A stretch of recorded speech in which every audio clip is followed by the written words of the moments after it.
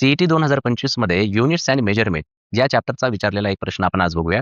या ठिकाणी बघा, या ठिकाणी जो प्रश्न दिलेला आहे, यामध्ये आपल्याला वॉटरचं इनिशियल आणि फायनल टेम्परेचर सांगितलेलं आहे.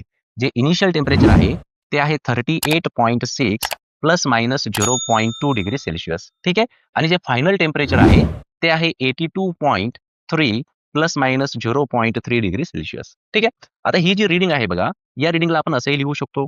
हे इनिशियल आहे म्हणून याला T1 म्हणूयात. प्लस मायनस डेल्टा T1 म्हणूयात. येते का लक्षात? हा डेल्टा T1 म्हणजे एरर आहे आणि T1 ही त्याची ट्रूथ व्हॅल्यू आहे. म्हणजे T1 किती असेल? तो असेल 38.6 आणि डेल्टा T1 किती असेल? तो असेल 0.2. आता तशाच पद्धतीने इथे सुद्धा आपण काय लिहिणार? T2 plus minus delta T2. ठीक आहे. मग इथे विचारलंय काय आपल्याला? विचारलेलं आहे राईज इन टेम्परेचर. म्हणजे टेम्परेचरमध्ये किती वाढ होते हे आपल्याला सांगायचंय. तर ती काय असणार आहे मग? समजा T आपण त्याला म्हणूयात. तर final temperature minus initial temperature करूयात. म्हणजे काय? T2 किती आहे?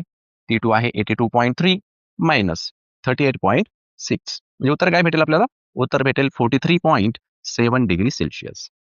तर एवढं टेम्परेचर राईज होत आहे. मग एरर किती आहे? तो एररही आपल्याला लिहायचा आहे. म्हणजे डेल्टा टी. तर डेल्टा टी काय असेल? तो असेल delta T2 plus delta T1. तर काही जणांच्या मनामध्ये प्रश्न येऊ शकतो, की सर तुम्ही इथे सबट्रॅक्शन केलेलं आहे, पण इथे ॲडिशन का करता? तर लक्षात ठेवायचं एरर्समध्ये कधीही सबट्रॅक्शन होत नाही. एररची कायम ॲडिशन होत असते. ठीक आहे. म्हणजे delta T2 plus delta T1 जर आपण केला, तर डेल्टा T2 किती आहे? तो आहे 0.3 प्लस 0.2 म्हणजे आन्सर काय येणार? 0.5 डिग्री सेल्सिअस. ठीक आहे. मग दोघांचे ॲडिशन करूयात. म्हणजेच काय?